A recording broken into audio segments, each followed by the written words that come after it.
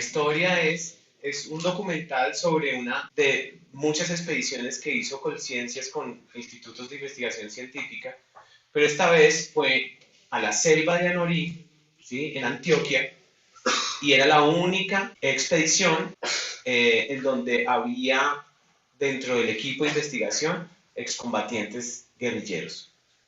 Así que yo estuve trabajando para Colciencias en ese tiempo y yo diseñé esa serie. Llamamos a muchos directores de cine del país para que cada uno hiciera un capítulo. Algunos hacían Boyacá, unos hicieron Boyacá, Chocó, etcétera, y era una belleza de oportunidades porque era irse a viajar con científicos y encontrarse un montón de especies nuevas y, bueno, un mundo de posibilidades y sobre todo en un momento donde se podía reactivar la investigación científica en esos lugares que habían sufrido mucho por la guerra. Es decir, antes no se podía entrar. Entonces, por eso hicimos una serie de películas de cine y diferentes directores narraban de manera diversa la biodiversidad del país. Yo estuve, digamos, desde la oficina viendo cómo pasaban todas esas expediciones y dije, no, un momento, yo tengo que ir a una. Y cuando supe que era con excombatientes, sabía que era mi documental. Iba con una idea que yo creo que es una idea muy personal de lo que es la guerra y la paz, ¿no? Como cualquiera de ustedes puede tenerla, no tiene que ser la misma mía. Lo único que sabía es que eran personas que habían vivido en ese monte, en ese mismo monte. Y pues eso se me hacía ya supremamente interesante y extraño. Así uno vaya al gimnasio todos los días, que no es mi caso, uno no está preparado para una experiencia de esas. Muy difícil. El primer día que subimos al monte, primer día de expedición, me desmayé. O sea, el oso más grande del mundo porque, no, o sea, un equipo de cine, 6 personas, y el director se desmaya. ¿Qué futuro va a haber ahí? ¿Qué respeto va a haber? O sea, estas personas caminan montañas, es decir, son Tarzán. O sea, cuando vean el documental, los invito a que lo vean, eso es importante, pues, los que queden interesados después de esta conversación. Pero se van a dar cuenta, son Tarzán. Y fuera de eso, con científicos que también son unos duros, en ese trabajo lo hacen todo el tiempo, pero nosotros no. Entonces, yo iba con muchísimas preguntas, con muchísimo ganas, pero me enfrentaba a una realidad que ni siquiera me podía llegar a imaginar lo singular, no voy a decir solamente difícil porque también es hermosa, sino lo singular. Es la experiencia más impactante que he tenido en mi vida, ¿no? Y yo creo que ojalá el documental recoge un poquito eso. Y es, independientemente de lo que nosotros pensemos o nuestra línea digamos, de pensamiento político, ético, social, ¿sí? Independientemente de eso, se trata de una posibilidad de vivir mejor, punto. De generar cambios. Antes era una cosa y ahora podemos crear otra, de un trabajo de colaboración. Entonces eso fue muy bonito. Llegar a un lugar a hacer una película tiene también detrás una serie de complejidades, más si estamos hablando de meterse a hacer un documental en la selva. ¿Por qué no nos cuenta un poquito cómo fue eso, cómo fue llegar allá, cómo se aprestaron los equipos para estar en esa tarea? Fue terrible, o sea, para mí era una experiencia. Yo conozco mucho el país porque me he dedicado a hacer documentales y películas, etcétera, con gente que vive en lugares apartados y he trabajado mucho con comunidades indígenas en la sierra, en la selva, en fin, pero en la selva de abajo. Y yo nunca pensé, por ejemplo, que en Antioquia, primero que todo, hubiera selva. Ignorancia total. No tenía ni idea que había uno de los bosques vírgenes más importantes del norte del país. Teníamos que viajar de Bogotá a Medellín en avión, de Medellín 4 horas hasta Norí, que es donde estaba pues el gran asentamiento de excombatientes, ¿cierto? Después 3 horas más a un pueblito que se llama La Tirana. Ahí teníamos que coger monte, o sea, entrar a la selva. Entonces eran 8 horas más de mula. Esa es la parte difícil, porque todo lo anterior, digamos que bueno, está todo dentro del paseo. Pero ya lo de la mula se pone complicado, yo nunca había montado en mula. Y pues no había tiempo de explicarme cómo hacerlo, sino que me montaron y dijeron, tranquilo, ella va solita. Y eso fue falso. Entonces era un desafío total en términos de logística y de preparación. Nadie iba, solamente los científicos y los exguerrilleros que estaban cagados de la risa viéndonos sufrir a todos porque no teníamos ni idea dónde nos estábamos metiendo. Pero al mismo tiempo estábamos entrando a esta cosa magnificente, o sea, era una cosa especial, muy espectacular, era absurdo, ¿no? Y uno sentía, había una cierta ola de misticismo porque uno sentía que estaba entrando a las entrañas del mundo, a donde nacieron las cosas, a donde vive el jaguar, a donde posiblemente uno nos va a devolverse, yo qué sé. Pero sabía uno que era algo que nunca jamás hubiera imaginado vivir. Y hubiera sido además imposible de haberlo hecho solos. Entrar allá, bueno, la cantidad de peligros son innumerables, pero sobre todo uno de ellos era la minería ilegal. O sea, ahí hay una cosa fuerte de minería ilegal y eso hace que sea muy peligroso andar por ahí. Entonces toca estar acompañado de alguien que conozca. Entonces por eso íbamos en equipo todos, todo esto, y pues imagínense además las mulas cargadas de 6 maletas duras de este tamaño, con equipos de cámaras y luces, pasando por ríos. Yo me reía, yo decía, se va a bañar todo, pues, o sea, obviamente no va a pasar nada, esto es fallido. No, soy muy positivo, ¿no? Ya se pudieron dar cuenta. Y eso es lo que veía yo, pues que todo iba a fracasar, o sea, la cámara va a ir dañada, obviamente, pero no, sobrevivimos. Bueno, pero entonces, ¿cómo tú nos cuentas? Ustedes iban en un papel muy particular, porque pues los excombatientes conocían el terreno, ellos eran literal su casa. Los biólogos pues lo habían estudiado, entonces sabían como qué pasaba ahí. Pero ustedes llegaban a un sitio totalmente ajeno y es aún más curioso porque son los únicos que tienen la posibilidad de contarlo y de contar esta experiencia, esta historia. Entonces, ¿por qué te parece que es importante hacerlo? O sea, ¿por qué irte 8 horas en una mula y pasar ríos y desmayarte y todo? Como, ¿cuál es el propósito? Primero, creo que era importante contar esa historia porque estábamos sí, viviendo un momento muy especial, donde yo me sentía privilegiado de poder nada más ir a una cosa de estas, ¿no? Primero, imagínense, ir a la selva. O sea, eso ya es como, no lo hace todo el mundo todos los días. O sea, es una cosa difícil, casi nadie le pasa. ¿Sí? Si acaso, pues, ay, no, fuimos de vacaciones a Leticia y los miquitos se nos subieron a... No, selva, adentro. Tarántula. Culebra y escorpión durmiendo abajo de uno. Ahí estaba. Segundo, con gente que nos enseñaron a odiar por lo que sea, o otros que odiaban con toda justa razón, yo qué sé, pero con adversarios, con supuestos enemigos, ¿no? Uno no se va de paseo con enemigos, uno se va de paseo con amigos. Ahora que en el paseo pasen cosas y después se vuelven enemigos, que es lo que generalmente pasa, eso ya es otro lío.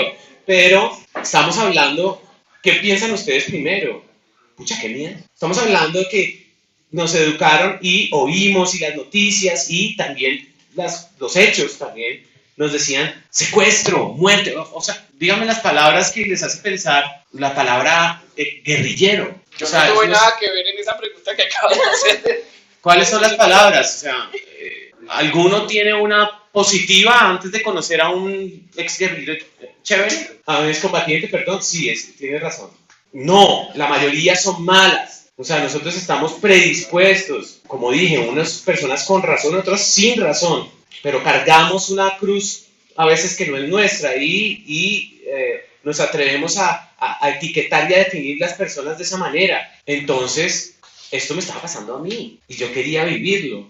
Yo quería encontrarme con ellos y encontrarme conmigo y encontrarme con la selva y vivir una experiencia no necesariamente cómoda en todo el sentido de la palabra, pero que sabía que no iba a cambiar la vida, eso sí lo sabía. Hay que además estar dispuesto para que eso suceda. Hay una interacción que muestra el documental que se empieza a gestar por la pura necesidad de sobrevivir en medio de ese espacio, ¿cierto? Entonces, también yo lo que vi fue un encuentro de saberes, donde todos están igual de expuestos en un lugar inhóspito. ¿Por qué no nos cuenta un poquito de ese intercambio de saberes? Una cosa importante, y es que ya no son, como veíamos hace un rato, decíamos ellos y nosotros, sino que es un combo de gente que cada uno tiene un rol en algún momento. ¿Por qué no nos cuenta un tanto de ese intercambio, lo que usted vio ahí? Vea, desde el momento en que nosotros pasamos el último río y cogimos monte arriba, ya no importaba quién era quién, no importaba. Bueno, a no ser que fuéramos del equipo de documental, que lo único que hacíamos era estorbar y retrasar a todo el mundo, ahí sí importaba, porque éramos identificables. Pero el resto no, se volvía un gran equipo. Y esto no lo estoy diciendo simplemente por decirlo, era porque era eso, o sea, quien no estuviera pensando en equipo, pues no le iba a ir bien, no le iba a ir bien, o sea, hay que pensar en equipo incluso para ir detrás de la mula del de adelante, ¿sí? Eso es una sincronía, o sea, como que empiezan a pasar las cosas de una manera tan orgánica y en una sincronía que es hasta raro. Y empieza también una dinámica de mini sociedad, ¿no? Y ahí entonces uno pensaría, pucha, ya entiendo cómo vivían acá. O sea, hay una dinámica de cómo conseguir los alimentos, cómo prepararnos mientras unos hacen esto, los otros hacemos esto, cómo respetar el trabajo del otro, cómo complementar el trabajo del otro, cómo vivir bien en ese tiempo, en ese espacio tan pequeño, pues porque era un espacio peladito. ¿Ustedes vieron con el dron y vieron la partecita verde? Bueno, ahí vivíamos nosotros, en esa cambuche verde. ¿Cómo armaron el cambuche? Cuente un poco de bueno, nosotros llegamos de últimos, obvio, y nos tocó, los excombatientes llegaron y nos ayudaron a armar el cambuche. Si no saben, eso hubiera quedado de cualquier manera y era peligroso, porque, o sea, uno tiene que dormir arriba, o bueno, muy aislado, pues con una carpa o lo que sea, o arriba del piso. Hay que subir, hay que tener una base con 50, 40 centímetros arriba del piso raso, porque pues hay animales venenosos por todos lados, es decir, no es un chiste. Llegamos, bajaron son como una especie de guaduas gigantes, altísimas, se me olvida el nombre científico en este momento, se parten en la mitad y se empieza a hacer el piso. Bueno, si nosotros hubiéramos tenido que hacer eso solos, hubiéramos durado pues una semana haciendo el cambuche.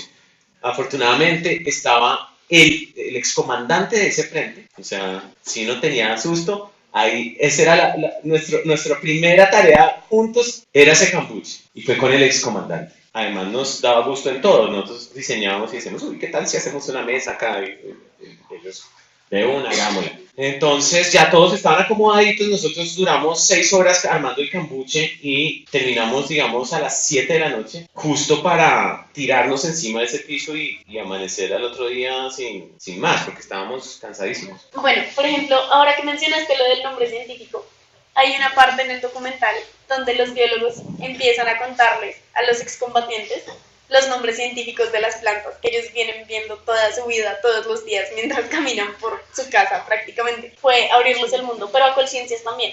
¿Qué sientes que se aprende desde la perspectiva científica?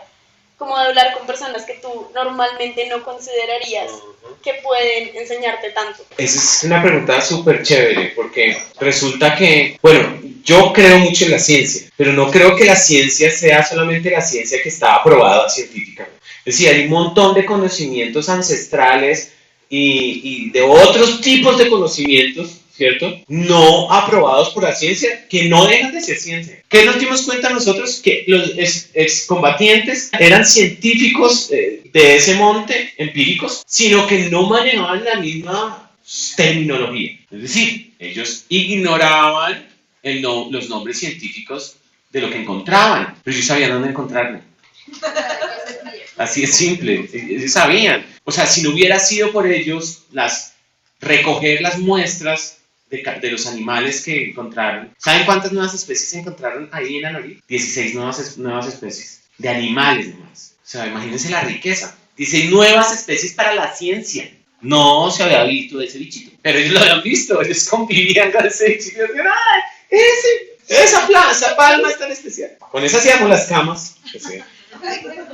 Hay una manera de ver, de convivir con esa naturaleza que no da chance para equivocaciones, por lo tanto ellos no se arriesgaban con los reptiles y con las culebras a saber cuál era, no sé cuál no, la matan, obviamente, o sea, sin culebra, chao, no hay helicóptero que valga ahí, o sea, se murió en 3 horas. En 3 horas uno pasa de una montaña a otra. Entonces, no era enteramente ignorancia, pero sí era, digamos, una manera de sobrevivir. Pero también tenían otros códigos de protección. Lo más impactante para mí de haber estado con ellos allá es que ellos, no importa si tienen la razón o no nos centremos ahí, consideraban ese monte su casa, su hogar, y la cuidaban como uno cuida la casa. Y probablemente eso tenía que ver con una lógica de estrategia de guerra también. O sea, si uno cuida, esta vaina está tupida siempre, no es que no tumben árboles, esto está prohibido tumbar árboles, pues no nos ven. Seguramente eso también. Pero lo que yo descubrí y lo que van a poder ver en el documental, los que quieran verlo, van a darse cuenta que era amor puro por ese lugar y por lo que lo habita. O sea, sin lugar a dudas, o sea, eso sí me quedó súper claro. Entonces era una vaina muy loca porque la guerra de este país protegió lugares. Eso es un hecho, una locura, ¿no es cierto? La guerra protegió lugares. Pero supongamos que se acabe la guerra, como cuando pudimos entrar a esos lugares, están listos un montón de papeles de este tamaño de concesiones mineras. Listos. Entonces es súper doloroso. La guerra hacía que fuera quien fuera que estuvieran ahí, o sea, cualquiera de los actores armados, hacía que ese lugar estuviera protegido. Pero en este caso específico y con ese grupo específico de excombatientes me di cuenta que era amor por ese lugar. No estoy diciendo todos, pero el que a mí me tocó fue eso. ¿Cómo hace para ver qué era y qué no era importante? ¿A qué hora prendo? ¿A qué hora apago la cámara? ¿Cómo además le explico al otro que es que necesito filmar esto y esto otro no? Tuvo que sacrificar cosas que a usted le parecieran muy relevantes para mostrar y contar de qué había ahí, cómo fue ese trabajo. Estuvimos 2 semanas allá.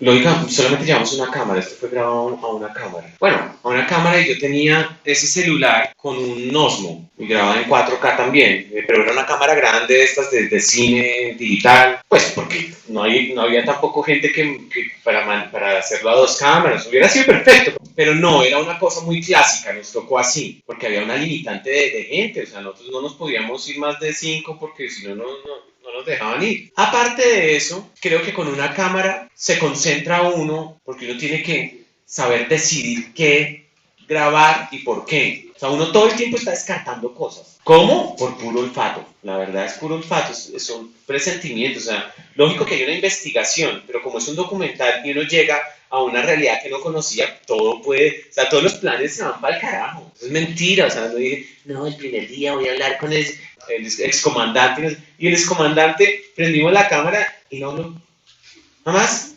timidez, pues no sirvió. Primer día, entonces yo decía, pues ya perdí un personaje, ¿no? ¿Cómo lo reemplazo? Toca estar, detectando cosas, lo que va pasando, observando mucho, mirando cómo se comporta la gente y cómo se hablan entre ellos y esos vínculos que se van formando. Entonces yo casi no hablaba con nadie, yo observaba. Mi asistente de dirección sí tenía esa tarea, como yo váyase con el grupo de pájaros y mire a ver cómo están trabajando con los excombatientes ellos. El trabajo en equipo está funcionando, es funcional o no, etc. Pero yo observaba y le hacía caso a mis corazonadas, como a veces veía cosas y yo decía, mañana tengo que estar con esta persona, porque sentía que allá atrás había humanidad. Para mí esos trabajos, donde supuestamente hay bandos, amigos, enemigos, sobre todo, tienen que estar basados desde la humanidad y no desde un capricho preestablecido mío, que lógico los tenía. Me imaginaba un documental cuando me fui y luego tuve otro. La edición, entonces grabamos 15 días, imagínense la cantidad de material. Y duramos editando 3 meses. Tuvimos que sacar muchas cosas que me dolían. Yo decía, no, esto tiene que estar,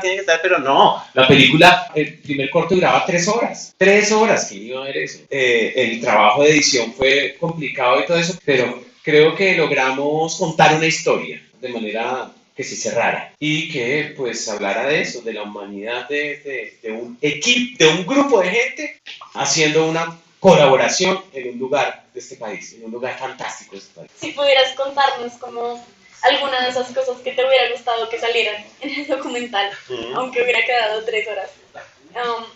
Y segundo, lo que tú comentas de que tú querías contar una historia y que cada pedacito importaba porque cada cosa dice algo. Entonces, ¿qué impacto buscas que tenga este producto del que tuviste que sacar 1000 cosas y decidir qué poner, seleccionar?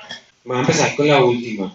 ¿Qué impacto quiero o pensé que tuviera? Se los digo con todo el corazón. Y es además la invitación que deja este documental. Es, nosotros no podemos seguir pensando y permitiendo que nos digan que nos diga alguien que la palabra paz está aquí o acá. La palabra paz es un derecho y un deber de la humanidad. No podemos permitir que nos etiqueten por usarla, por creer en que es posible, en que nos encasillen en una línea política o en otra. No interesa, es un derecho y un deber de la humanidad.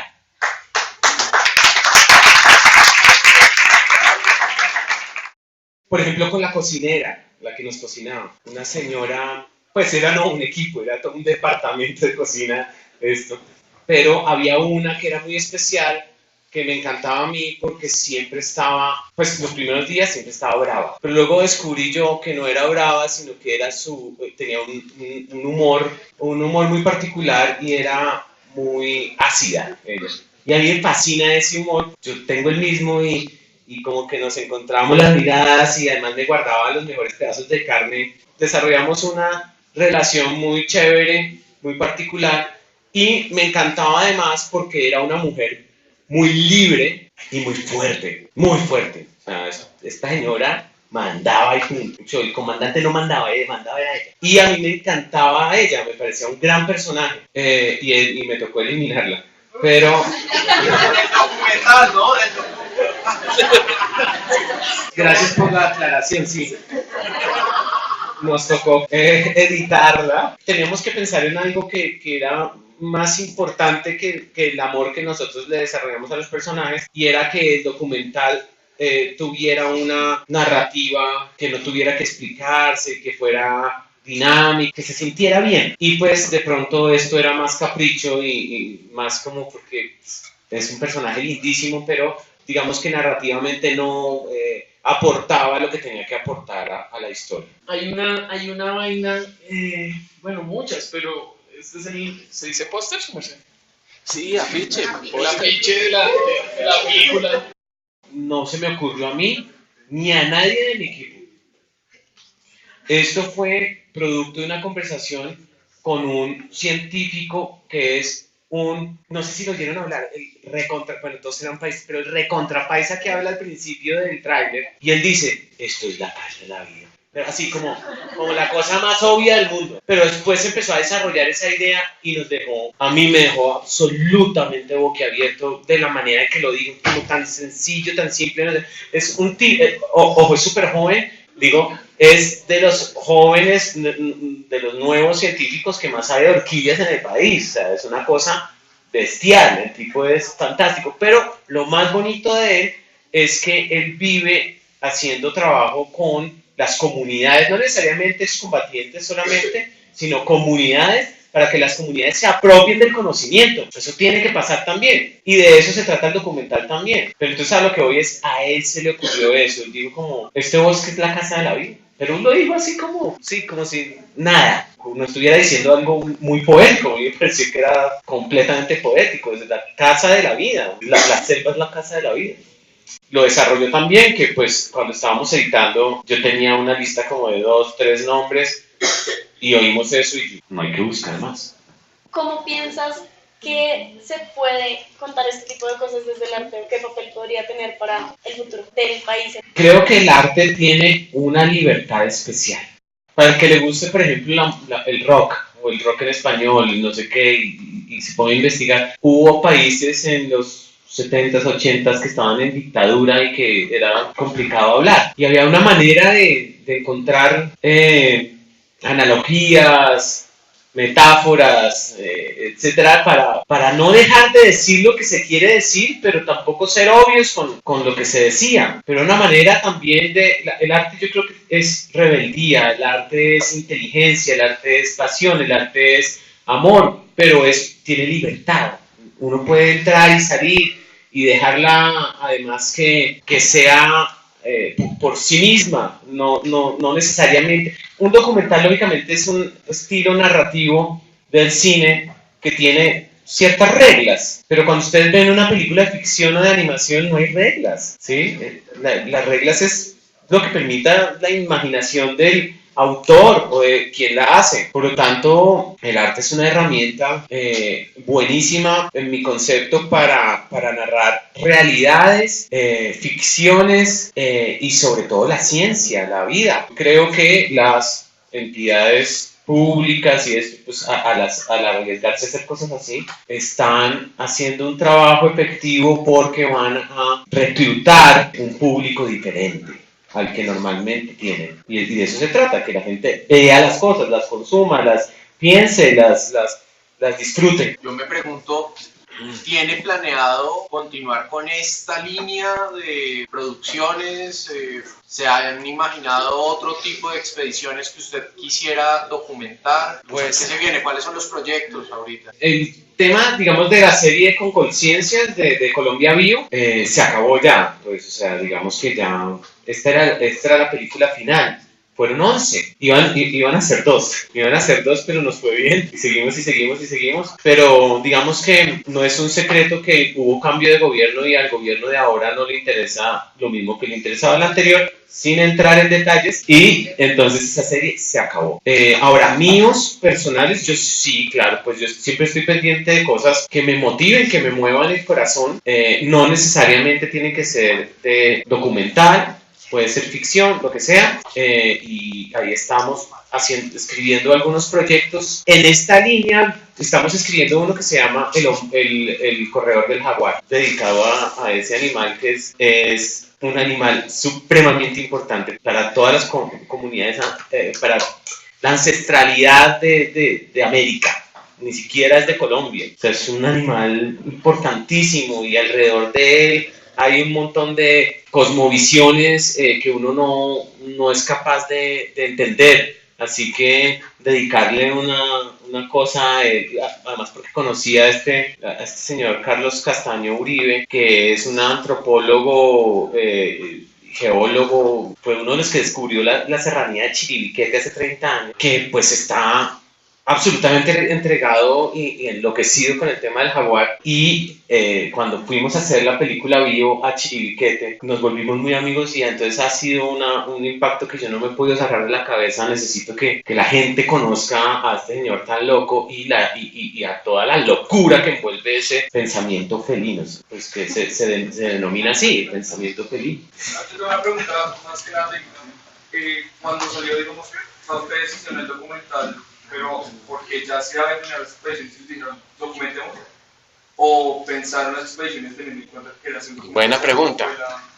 Pues no, es que la serie Colombia Vivo, por más de que se oiga que es una cosa bárbara, porque lo fue en términos de producción, es esto en comparación al programa. Es que esto nace del programa Colombia Vivo de Conciencias, que era una serie de 26 expediciones a nivel nacional a lugares que no se había podido, a muchos de ellos lugares que no se había podido entrar por el conflicto, con diferentes institutos, o sea, el Sinchi en el Amazonas, el Humboldt, bueno, en fin, dependiendo de quién trabajara en qué región, y que sumaba a las comunidades. Era casi una segunda expedición botánica, así de grande era ese proyecto. Yo estaba trabajando en ese entonces en Conciencias y yo dije, ¿pero qué van a hacer con esto? Esto hay que hacer algo gigantesco, y ahí fue que se nos ocurrió hacer la serie.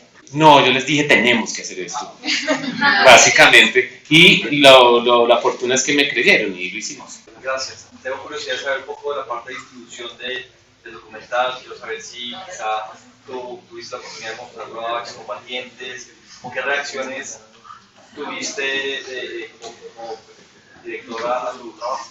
La primera, esto era una regla de oro en la serie, para mí. Siempre decía, listo, cada vez que terminas un documental, la primera muestra tiene que ser en la zona que se hizo con la gente que se hizo. Y esta no fue la excepción. La primera proyección fue en el EAFIT, pues no fue en Anorí, pero fue en la EAFIT en Medellín, con todos ellos allá. Entonces era un auditorio de 3.000 personas. Esa noche me hicieron llorar un montón, porque, bueno, primero la gente queda bastante revolcada con el documental largo. Yo sentía que lo que estaba pasando en el país iba a devolverse y yo decía, ojalá me equivoque, pero estamos acá 3 meses después y no me equivoqué. Muchos de ellos volvieron al monte porque no tienen otra posibilidad, porque está difícil, porque se prometió una cosa y no se hizo, de lado y lado. Y yo sentía que los había usado. Y algo me decía a mí que esto no iba a pasar. Y me dolió profundamente. Y yo quiero equivocarme. Pero la voluntad mía de entender por qué usted me parece tan detestable o qué tanto me veo yo en usted, o por qué usted es así, porque es que usted tiene una historia, eso es la paz. Es que a nadie nos la va a regalar, es el principio de todo. Entender por qué el excombatiente fue combatiente. ¿Por qué? Porque a los 12 años le mataron al papá, a la mamá y a la hermana y si no era eso, él seguía. Esa es una posibilidad. Porque nació en el monte, otra, porque es malo, le gusta matar. ¿Cuál es mi voluntad de entender esta historia de esa persona, de lo que está atrás, desde su humanidad, de lo que hace? Esa es la paz, yo creo. Y el que siga negándose a eso es porque está repitiendo palabras de otros. Es ridículo. ¿Quién no va a querer eso? Eso tiene que parar. Hay una canción de Bob Dylan que dice, no importa que sean, si usted es un dios, un rey, no sé qué, o un obrero, pero usted tiene que servirle a alguien. Yo creo que la palabra servicio es importante. Ojalá sirvan las cosas que uno crea o hace a alguien. Que sirvan para algo, que tengan una utilidad para alguien.